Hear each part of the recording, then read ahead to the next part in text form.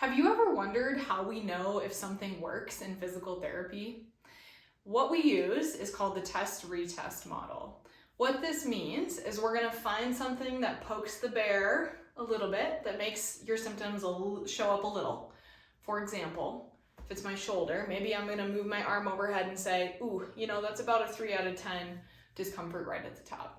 If it's your knees that are bugging you, maybe your test is squatting to a really specific height, right? Maybe it's that specific chair gives you about, 2 out of 10 discomfort in your knee.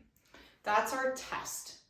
We don't want to do it 8 or 10 times trying to figure out how uncomfortable it is, right? It's just going to poke the bear and get worse.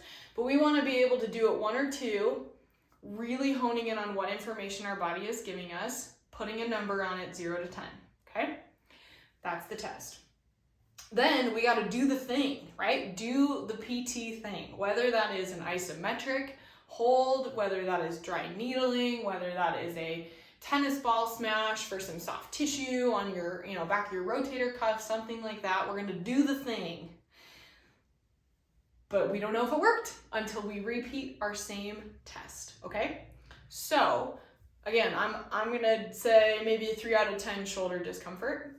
I'm going to go through and do a really heavy farmer's carry as my isometric. So I'm holding that weight by my side. You can see our isometric video for more info on that. Then I'm going to retest that same motion afterwards. And I'm going to say, you know what? That's down to a 1, right? Or maybe it's down to a 0. Point being, that means what I did worked. We can measurably see that it improved, okay? If I don't test before and after, I'm totally shooting in the dark, right? What if my shoulder went from a 3 out of 10 up to a 5 out of 10? Not the end of the world, but it probably means my intervention was a little bit too much, too intense, or maybe I need to pivot and find a different exercise to try or something else to try, okay?